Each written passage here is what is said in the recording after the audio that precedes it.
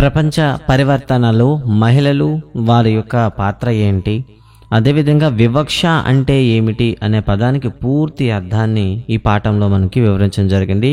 మీరు చూస్తున్న Telugu tutor channel. So ఈ ఛానల్ ఫస్ట్ టైం చూస్తుంటే ప్లీజ్ సబ్స్క్రైబ్ చేయండి. అదేవిధంగా బెల్ ఐకాన్, మా వీడియోస్ అప్డేట్స్ రావాలంటే బెల్ ఐకాన్లో ఆల్ నోటిఫికేషన్ ఎనేబుల్ చేయండి. ముందుగా ఒక లైక్ అయితే కొట్టి మమ్మల్ని ఎంకరేజ్ చేయండి. సో పాఠ్యాంశంలో వెళ్దాం. పాఠ్యాంశం నుండి కీలక భావనల గురించి మాట్లాడుకుంటే మహిళలు అంటే ఎవరు, వివక్ష అంటే ఏమిటి, మూస పద్ధతి విచ్ఛిన్న చేయడం అంటే ఏమిటి, మార్పు కోసం అభ్యసనం, పాఠశాల విద్య, అవగాహన పెంచడం, మహిళల ఉద్యమాలు, స్ఫూర్తిదాయకమైన మహిళల గురించి ఇక్కడ చెప్పడం జరిగింది. అయితే విద్యార్థుల్లో వివక్ష అనే పదానికి అర్థం అయితే ఇక్కడ కొన్ని సన్నివేశాల ద్వారా వివరించడం జరిగింది. ఈ పటంలో మనం చూసినట్లయితే ఒక మహిళ వ్యవసాయం చేస్తున్నట్టు మనకు కనిపిస్తుంది. అంటే పురుషులతో సమానమైన సామర్థ్యాలు మహిళలకు కూడా ఉన్నాయి అనే భావన ఈ పటం ద్వారా ఇవ్వడం జరిగింది. అయితే దీన్ని మీరు సమర్థిస్తారా, వివరించండి అనే క్వశ్చన్ కూడా వేశారు. అయితే ఇక్కడ మనం మైండ్ మ్యాప్ చూసుకున్నట్లయితే ముందుగా వివక్ష గురించి మాట్లాడడం జరుగుతుంది. ఇక్కడ మూస పద్ధతులను విచ్ఛిన్నం చేయాల్సిన ఆవశ్యకత ఉందని చెప్పడం జరుగుతుంది. ఇక పాఠశాల అభ్యసనం దేనికోసం అంటే మార్పు కోసమే పాఠశాల విద్య అవసరం అని చెప్పడం జరిగింది. ఇక అవగాహన, మహిళా ఉద్యమాలు, స్ఫూర్తిదాయకమైన మహిళల గురించి ఇక్కడ మనకి చర్చించుకోవడం జరుగుతుంది. ఇక చూద్దాం. భారతీయ సంస్కృతిలో మహిళలకు ఉన్నత స్థానం ఉంది కూడా. వారు అనేక రంగాల్లో రాణిస్తున్నారు. దేశాభివృద్ధిలో వీరిది కీలక పాత్ర. భారత రాజ్యాంగం లింగ వివక్ష లేకుండా అందరికీ సమాన హక్కులను ఇచ్చింది. కానీ కొన్ని ప్రాంతాల్లో ఇప్పటికీ మహిళలపై వివక్ష కొనసాగుతుంది. 21వ శతాబ్దంలో కూడా వివక్షాపూరిత పరిస్థితులు ఉండడం విచారకరం అంటూ చెప్పడం జరిగింది. సో ఇక్కడ పిల్లలకు సంబంధించి మీ పరిసరాల్లో మహిళలు పురుషులు సమానంగా తమ హక్కులను వినియోగించగలుగుతున్నారో చెప్పండి అని ఇవ్వడం జరిగింది. అంతేకాకుండా విద్యార్థులకి ఎవరు ఏ పనులు చేస్తున్నారు, పోలీసులు మహిళల, పురుషుల, వైద్యం, ఇలా మనకి ఇవ్వడం జరిగింది. సో విద్యార్థులు అయితే దీన్ని నింపుతారు. తర్వాత మనం చూసుకున్నట్లయితే ఆలోచించండి, ప్రతిస్పందించండిలో పురుషులు మాత్రమే చేయగలిగే పనులు ఏవి, అవి మీరేమనుకుంటున్నారు అంటే జాబితా తయారు చేయమన్నాడు.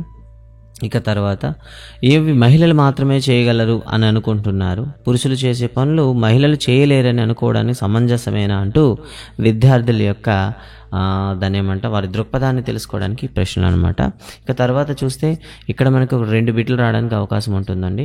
సో భారతదేశంలో మొత్తం శ్రామిక మహిళల్లో చూసుకుంటే 83.6% మంది మహిళలు ఇప్పటికీ వ్యవసాయ పనుల్లోనే నిమగ్నమై ఉన్నారు. కేవలం 16.4% మంది మాత్రమే మనకి ఏదైతే సంఘటిత వృత్తుల్లో స్థిరపడ్డారని చెప్పడం జరుగుతుంది.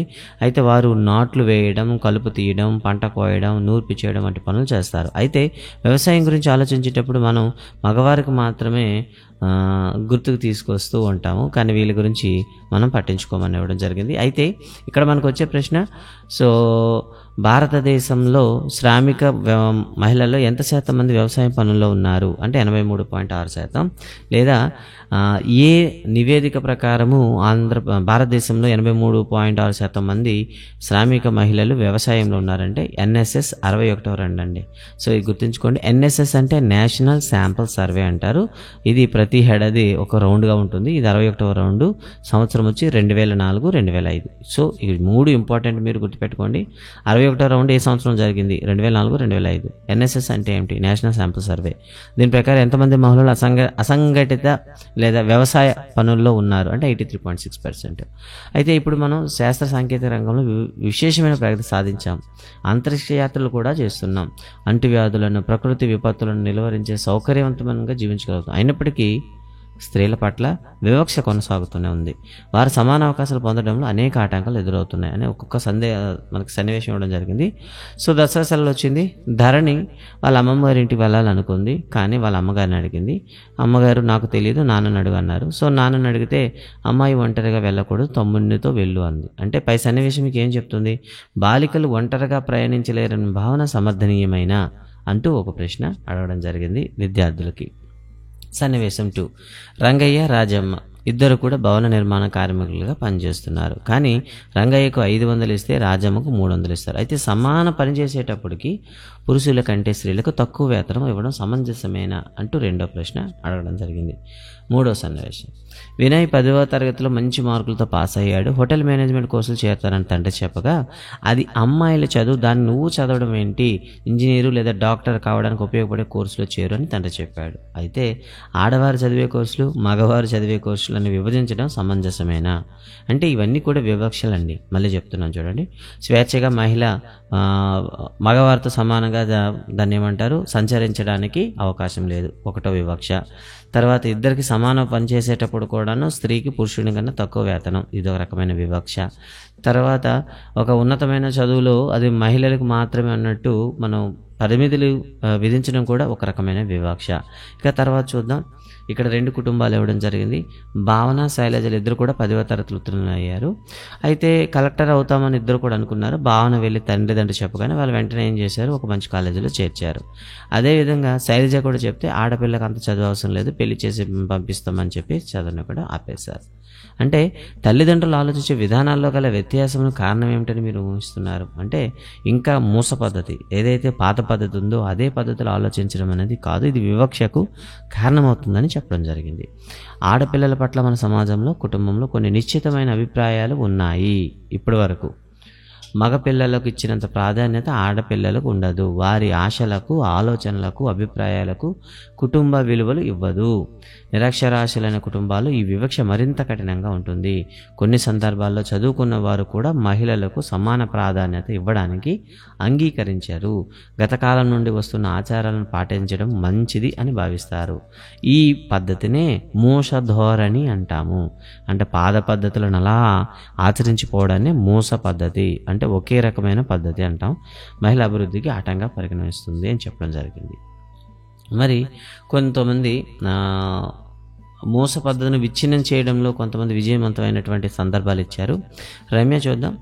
ఈ అమ్మాయి గురించి మాట్లాడుకుంటే ఓకే, మూస పద్ధతి ఆలోచన వ్యతిరేకంగా నిలబడి తమ ఆత్మవిశ్వాసంతో కష్టాలను అధిగమించి విజయం సాధించిన మహిళల గురించి తెలుసుకుంటామని చెప్తూ రమ్య గురించి ఇవ్వడం జరిగింది. రమ్య పాలిటెక్నిక్ కాలేజీలో చేరింది. మెకానికల్ ఇంజనీర్ కోర్సు ఎంపిక చేసుకుని, అయితే ఇలాంటి కోర్సులు అమ్మాయిలు రాణించారని చాలామందికి అవగాహన. మెకానికల్ ఇంజనీరింగ్లో అబ్బాయిలకి పరిమితమని అనుకునేవారు. అయితే దానిలో ఏం చేసింది, పట్టుదలతో చదివి ఉత్తీర్ణులై రైల్వేలో ఉన్నత ఉద్యోగం చేస్తుంది. అంటే దీన్ని బట్టి మనకి ఏమర్థమవుతుంది, ఈ సన్నివేశం బట్టి ఆడపిల్లలు ఏదైనా సాధించగలరు అనేది చెప్పడం జరిగింది. ఇక మాధురి చిన్నతనంలోనే భర్తను కోల్పోయింది. ఆమెకి 2 పిల్లలు.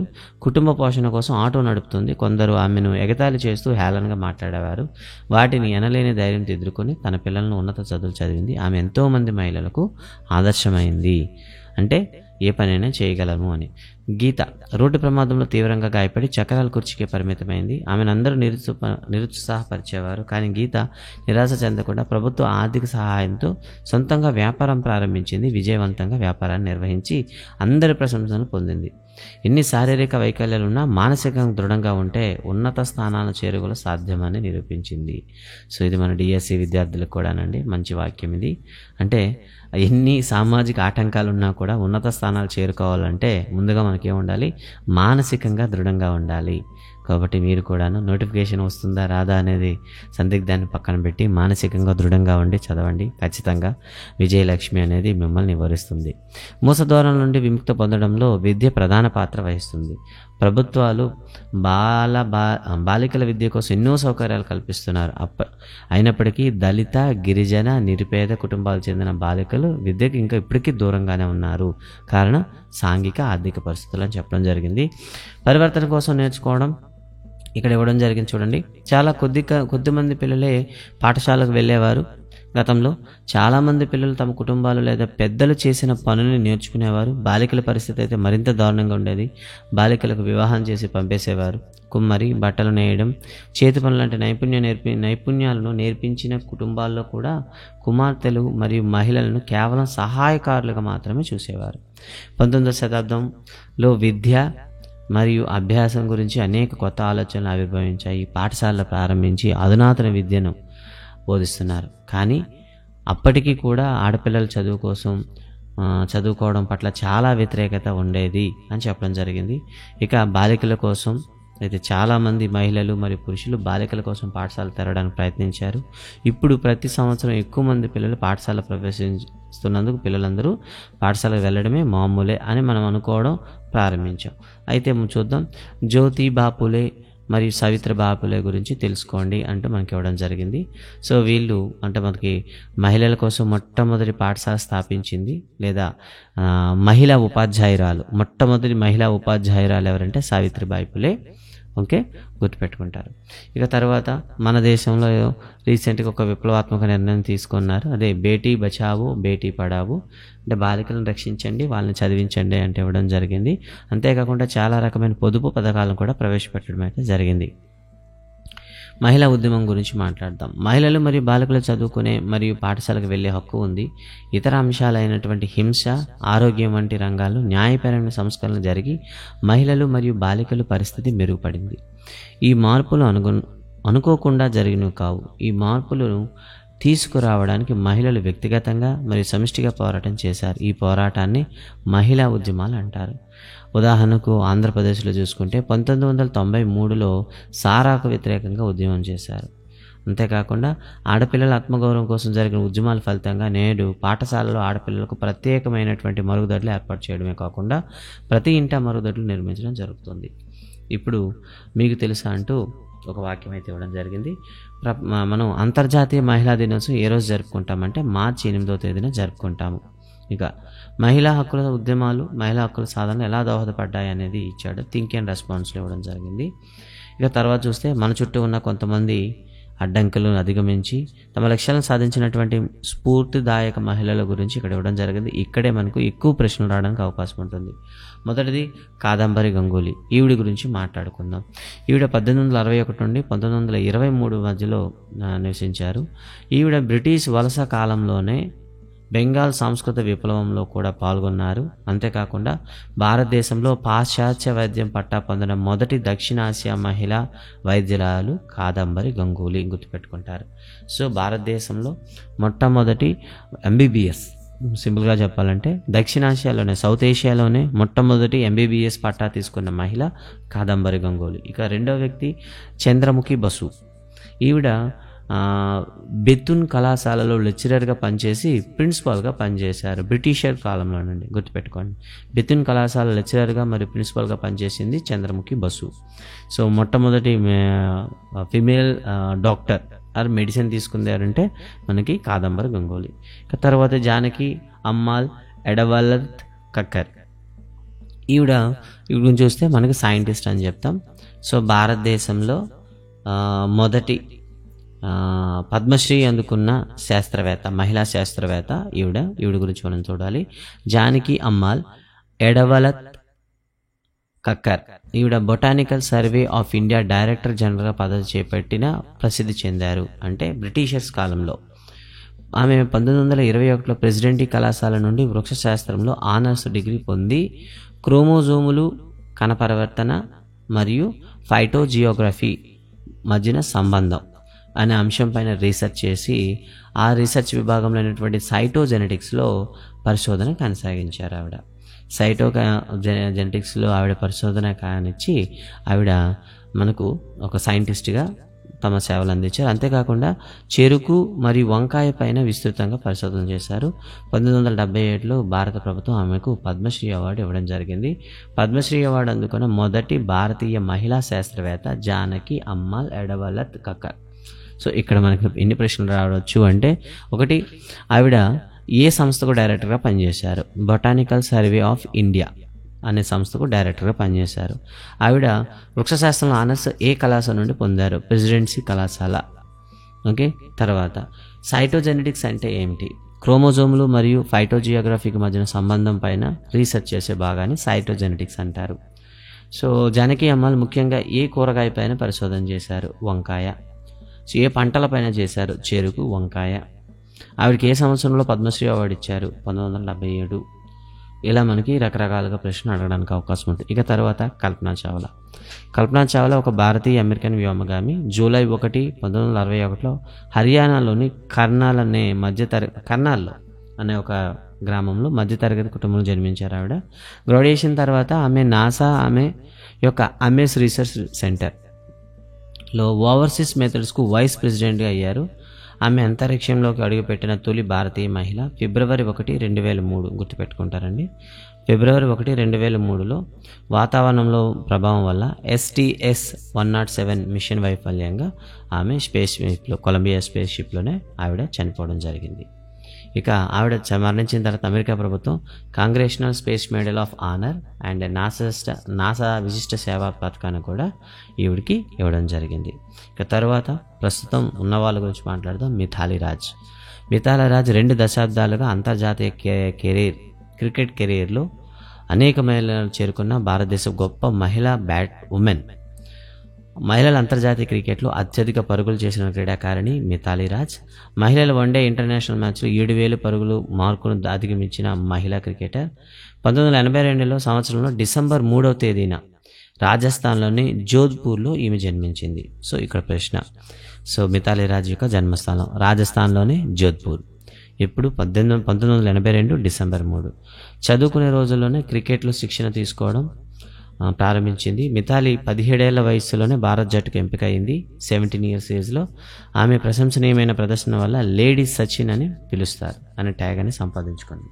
ప్రస్తుతం ఆవిడ వరల్డ్ కప్ మ్యాచ్లకు కూడా అత్యధిక సారథ్యం కెప్టెన్గా పనిచేసిన మహిళ కూడాను రికార్డు ఈ మధ్యనే సృష్టించింది. ఆవిడకి ఖేల్ రత్న పురస్కారం ఇవ్వడం జరిగింది. తర్వాత ప్రాంజల్ పాటిల్. మహారాష్ట్ర ఉల్లాస్ నగర్కు చెందిన ప్రాంజల్ పాటిల్ భారతదేశంలో మొదటి దృష్టిలోపం ఉన్న ఐఏఎస్ అధికారిని. 2019 అక్టోబర్లో కేరళలోని తిరువనంతపురంలో సబ్ కలెక్టర్గా బాధ్యతలు చేపట్టారు. చాలా చిన్న వయసు నుండి అంధత్వం ఆటంకంగా ఉన్నప్పటికీ ప్రాంజల్ పాటిల్ తన కళను కొనసాగించింది. ఆమె తన దయనీయ పరిస్థితిని భయపడలేదు. దేశానికి సేవ చేయాలని ఆమె కోరిక ఆమె బలహీనతను నిరోధించలేకపోయింది. 2017 UPSC union public service commission నిర్వహించిన సివిల్ సర్వీస్ పరీక్షలో ఆమె కఠోర దీక్షతో 124 ర్యాంక్ సాధించి సంకల్ప బలం ఉంటే అన్ని అవరోధాలను అధిగమించవచ్చని నిరూపించింది. తర్వాత సీమారావు. సో ఇప్పటి వరకు ఏ భారతీయ మహిళ సాధించిన ఘనత సీమారావు సాధించింది. సీమారావు దేశంలోనే తొలి మహిళా కమాండో ట్రైనర్ అండి. ఓకే అండి, ఆర్మీలో తొలి మహిళా కమాండో ట్రైనర్. ఆమె భర్త మేజర్ దీపక్ రావు భాగస్వామ్యంతో ఆమె 15,000 మంది సైనికులకు క్లోజ్ క్వార్టర్ యుద్ధాలలో శిక్షణ ఇచ్చింది. ప్రొఫెషనల్ మెడికల్ డాక్టర్గా కూడా అర్హత పొందింది. ఆమె సంక్షోభ నిర్వహణలో MBA కలిగి ఉంది. అంటే మనకి డిజాస్టర్ మేనేజ్మెంట్ అంటాం కదా, సంక్షోభ నిర్వహణలో. అండ్ బ్రూస్లీ అభివృద్ధి చేసిన మార్షల్ ఆర్ట్స్లో జీత్ కునే డోలో శిక్షణ పొంది ప్రపంచంలోని 10 మంది మహిళలలో ఆమె ఒకరు. ఓకేనండి, సో మార్షల్ ఆర్ట్స్లో జీత్ కునే డో చూడండి, జీత్ కునే డోలో శిక్షణ పొందిన ప్రపంచంలో 10 మంది మహిళల్లో ఆవిరొకరండి. సో ఈవిడ గురించి సీమారావు గుర్తుపెట్టుకుంటారు. ఓకే, ఇక తర్వాత రాజ్కుమారి దేవి. బీహార్ చెందిన రాజ్కుమారి దేవి అనే రైతు అనేక గ్రామాల్లో సైకిల్పై తిరుగుతూ వంటగది వ్యవసాయంపై తన అనుభవాలను గ్రామీణ మహిళలతో పంచుకొని వారిలో వ్యవస్థాపకత స్ఫూర్తిని నింపింది. వ్యవసాయం మరియు చిన్న తరహా వ్యాపారాల ద్వారా మహిళలు ఆర్థికంగా ఎలా స్వతంత్రంగా మారగలరో చూపించడమే ఆమె లక్ష్యం. దీనికోసం రాజ్కుమారి ఒక లాభాపేక్ష లేని ఆనందపూర్ జ్యోతి అనే సెంటర్ను స్టార్ట్ చేసింది. సో ఇక్కడ SHG సెల్ఫ్ హెల్ప్ గ్రూప్స్ అంటే మనం డ్వాక్రా మహిళలు అంటాం కదండి, నడుపుతున్న వ్యవసాయ క్షేత్రాల నుండి తాజా ఉత్పత్తులను సేకరించి జెల్లీలు, జామ్లు, ఊరగాయలు మరియు ప్రాసెస్ చేయబడిన ఉత్పత్తులను తయారు చేసి మహిళల సమూహం దగ్గర తీసుకెళ్ళింది. ఆమె సేవలుగాను 2019లో పద్మశ్రీ అవార్డు అనేది పొందింది. ఓకేనండి, అంటే మహిళలు తమ ఆర్థిక స్వాతంత్రాన్ని పొందే విధంగా ఈవిడైతే నిర్వహించింది. తర్వాత వందనా శివ. ఈవిడ ఒక ఈకాలజిస్ట్ అంటే మనం చెప్పాలంటే పర్యావరణవేత్త మరియు పర్యావరణ హక్కులకు కార్యకర్త కూడా. Research foundation for science, technology and ecology వ్యవస్థాపకురాలు. చూసారండి, research foundation for science or technology and ecology 2 సంస్థలకు వ్యవస్థాపకురాలు. ఇది పర్యావరణ మరియు సామాజిక సమస్యలపై పరిశోధన చేసే స్వతంత్ర పరిశోధన సంస్థ. వందన ప్రయత్నాలు జీవన వనరుల వైవిధ్యము మరియు సమగ్రతను, ముఖ్యంగా స్థానిక విత్తనాలను రక్షించడానికి నవధాన్య అనే జాతీయ ఉద్యమాన్ని ఏర్పాటు చేసింది. ఇక్కడ మనకు ప్రశ్న అండి, నవధాన్య అనే జాతీయ ఉద్యమాన్ని ప్రారంభించింది ఎవరు? ఓకే, వందనా శివ. నవధాన్య అనే ఈ ఉద్యమంలో ఏం పరిరక్షిస్తారు అంటే స్థానిక విత్తనాలు. ఈమె 1993లో రైట్ లైవ్లీహుడ్ అవార్డు మరియు 2010లో సిడ్నీ శాంతి బహుమతిని కూడా గెలుచుకున్నారు. ఓకేనండి. ఈవిడ వందనా శివ గారి నుంచి మనం చెప్పుకునేటప్పుడు research foundation for science technology and ecology అనే సంస్థ వ్యవస్థాపకురాలు. అండ్ స్థానిక విత్తనాలను సంరక్షించడానికి నవధాన్య అనే జాతీయ ఉద్యమాన్ని నిర్వహించింది. 93లో రైట్ టు లైవ్లీహుడ్, 2010లో సిడ్నీ శాంతి బహుమతి ఈవిడ గెలుచుకుంది. ఇక తర్వాత లక్ష్మీ అగర్వాల్ యాసిడ్ దాడి బాధితురాలు. ఆమె యాసిడ్ దాడి బాధిత హక్కుల కోసం పోరాడుతుంది. 2005 సంవత్సరంలో 15 ఏళ్ల వయసులో ఉన్న ఆమెపై ఈ 32 ఏళ్ల వ్యక్తి యాసిడ్తో దాడి చేశాడు. యాసిడ్ విక్రయాలను నియంత్రించేలా కేంద్ర రాష్ట్ర ప్రభుత్వాలను ఆదేశించాలని, యాసిడ్ దాడులపై విచారణ సులభతరం చేసేలా పార్లమెంటు ఆదేశించాలని సుప్రీంకోర్టును ఆదేశించింది. ఆమె భారతదేశంలో యాసిడ్ దాడుల నుండి బయటపడిన వారికి సహాయం చేయడానికి అంకితమై NGO చన్ ఫౌండేషన్కు డైరెక్టర్ అండి. చన్ ఫౌండేషన్ అండి. సో ఇక్కడ NGO అంటే నాన్ గవర్నమెంటల్ ఆర్గనైజేషన్ అంటాం. లక్ష్మి US ప్రథమ మహిళ మిచెల్ ఒబామాచే 2014 ఇంటర్నేషనల్ ఉమెన్ ఆఫ్ కరేజ్ అవార్డును అందుకుంది. సో ఈవిడకున్న అవార్డు 2014లో ఇంటర్నేషనల్ ఉమెన్ ఆఫ్ కరేజ్ అనే అవార్డు ఇవ్వడం జరిగింది. ఇచ్చింది ఎవరంటే ఒబామా భార్య అయినటువంటి మిచెల్ ఒబామాచే 2014లో ఈవిడ పొందింది. ఈమె NDTV ఇండియన్ ఆఫ్ ది ఇయర్గా కూడా ఎంపిక అయింది. ఓకేనండి. ఈవిడ గురించి వచ్చేటప్పుడు ఈవిడ చేసేటటువంటి చన్ ఫౌండేషన్ దేనికి సంబంధించింది అంటే యాసిడ్ దాడిలో ఎవరైతే బాధలు పడుతున్నారో మహిళలు వాళ్ళని సంరక్షించడం కోసం ఈవిడ డైరెక్టర్గా ఉంటూ చేస్తున్నారు. ఈవిడికి international women of courage award అనేది 2014లో మిచెల్ ఒబామా అందుకున్నారు. అండ్ NDTV చేత ఇండియన్ ఆఫ్ ది ఇయర్గాను ఈవిడ అవార్డు అయితే తీసుకుంది. ఇక తర్వాత వచ్చింది అద్దాల సూర్యకళ. చూద్దామండి. అద్దాల సూర్యకళ శ్రీకాకుళం జిల్లాకు చెందినవారు. ఈమె భర్త అనారోగ్యం బారిపడడంతో ఇంటి నిర్వహణ కష్టమైంది. ఇంటి అద్దె కూడా చెల్లించలేని పరిస్థితి. దీనితో సూర్యకళ నాబార్డు సహాయంతో కంచు, ఇత్తడి వస్తువుల తయారీపై ఆధునిక మెలకువలు తెలుసుకొని తక్కువ బరువు ఉండే ఆధునిక పాత్రలను నగిశీల తర్ఫీదు పొందింది. సాంప్రదాయ వస్తువులతో పాటు తక్కువ బరువు ఉండే పూల సజ్జలు, దేవస్థానం వస్తువులు, దేవతామూర్తులు, పూల కుండీలు, ఉర్లి, బంధనం వంటి వివిధ రకాల వస్తువులతో వ్యాపార ప్రారంభించింది. తన జీవితాన్ని తీర్చిదిద్దుకోవడంతో కాక ఎంతోమందికి ఉపాధిని కూడా అందిస్తుంది. జాతీయ అంతర్జాతీయ స్థాయికి తన వ్యాపారాన్ని విస్తరించగలిగింది. ఈమె పట్టుదల, శ్రమ, కాలానుగుణంగా మారే తత్వంతో ఎంతోమంది మహిళలకు ఆదర్శంగా నిలిచింది. సో ఇక్కడ ప్రశ్న, అద్దాల సూర్యకళ, ఇత్తడి సామాగ్రి, శ్రీకాకుళం జిల్లా. నందిని హరినాథ్ బెంగళూరులోని ISRO Indian space research organisation satellite సెంటర్లో రాకెట్ శాస్త్రవేత్త. నందిని గత 20 సంవత్సరాలుగా ఇస్రోలో పనిచేస్తున్నారు. ఆమె మాస్ ఆర్బిటర్ మిషన్ మంగళయానికి ప్రాజెక్ట్ మేనేజర్. సో ఇక్కడ ప్రశ్న అండి. అంతేకాకుండా మిషన్ డిజైనర్ కూడా ఆవిడ. అంతేకాకుండా డిప్యూటీ ఆపరేషన్ డైరెక్టర్గా కూడా పనిచేశారు. 20 ఏళ్ళుగా 14 మిషన్లో పనిచేశారు, ఇంకా పనిచేస్తూనే ఉన్నారు. Okay, Nandini Harinath. So Mangalyaan project manager, mission designer and deputy operator director. తర్వాత అర్చన సోరంగ్ ఒడిశాకు చెందిన గిరిజన యువతి. ఈమె పాట్నా మహిళా కళాశాల నుండి పొలిటికల్ సైన్స్లో డిగ్రీ, ముంబైలోని Tata institute of social science నుండి మాస్టర్ డిగ్రీ చేశారు. తర్వాత ఒడిశాలోని వసుంధర అనే NGOలో చేరి, సో NGO మళ్ళీ వచ్చిందండి, ఒడిశాలోని వసుంధర అనే NGOలో చేరి అడవులు, పర్యావరణ పరిరక్షణపై చైతన్య కార్యక్రమం నిర్వహించింది. ఇందులో గిరిజన సాంప్రదాయాలు మరియు పర్యావరణ పరిరక్షణకు చేపడుతున్న చర్యలు, అందులోని ఇబ్బందుల గురించి ఆమె రాసిన కథనాలు జాతీయ, అంతర్జాతీయ వెబ్సైట్లో ప్రచురితమయ్యాయి. ప్రస్తుతం ఆమె ఐక్యరాజ్య సమితి ప్రధాన కార్యదర్శి ఎంపిక చేసిన వాతావరణ సంక్షోభాన్ని ఎదుర్కోవడానికి పరిష్కారాలను అందించే యువజన సలహా సంఘం సభ్యులు యంగోలో 7 సభ్యుల్లో ఒకరండి. చూడండి ఒకసారి వివరణ. అంటే మనకు UNWలో ఉండేటటువంటి వాతావరణ సంక్షోభంలో తగ్గించడానికి పరిష్కారాలను ఎంచుకోవడానికి ఒక యువజన సలహా సంఘం అయితే ఉంది. అందులో 7 సభ్యులు ఉంటారు. అందులో ఈమె ఒకరు. ఆ సంఘం పేరు యంగో. చూసుకోండి, యంగో అండి. ఇది UNO ప్రధాన కార్యదర్శి ఎంపిక చేసినటువంటి ఒక సంఘం. తర్వాత చూడండి, ఎంచుకునే దారిలో అనేది ఎవరు రాశారు? మహానాజ్ ఆఫ్ ఖామీ. సో ఇది టీచర్ల కొరకని ఇచ్చారు. సో మీరు కూడా టీచర్లు కాబోతున్నారు కాబట్టి మహానాజ్ ఆఫ్ ఖామీ రాసినటువంటి పుస్తకం ఏంటి? ఎంచుకునే దారిలో. ఓకే, మహిళా సాధికార ద్వారా సాంఘిక, ఆర్థిక మరియు ఆరోగ్యకరమైన కుటుంబాలు, కమ్యూనిటీ మరియు సమాజం సంపూర్ణంగా అభివృద్ధి చెందుతాయి. కావున మనమందరం మన జీవితంలో ఎదురయ్యే ప్రతి స్త్రీని మర్యాదపూర్వకంగా గౌరవించాలి అంటూ పాఠమైతే ముగించారు. ఇక చూస్తే మూస పద్ధతి, వివక్ష, లింగ సమానత్వము, స్ఫూర్తిదాయక మహిళలు అంటూ 4 డెఫినేషన్స్ కూడా ఇచ్చారండి. సో ఇదండి పాఠం యొక్క ముఖ్య ఉద్దేశం. సో చాలామంది కొత్త వ్యక్తులను, సో నమ్మశక్యం లేనటువంటి వ్యక్తులను కూడా పరిచయం చేస్తూ అద్భుతంగా ఇది పాఠ్యాంశం ఇచ్చారు. అండ్ చాలా జీకే క్వశ్చన్ కూడా ఇందులో కవర్ అవుతాయి కాబట్టి కాస్త ఇంట్రెస్ట్ పెట్టి చదవండి. And thank you very much. So watch చేసినందుకు. సో వీడియోస్ పూర్తయ్యాయి. నెక్స్ట్ వచ్చేసరికి మనకు సైన్స్ కంటెంట్ అనేది వస్తుంది.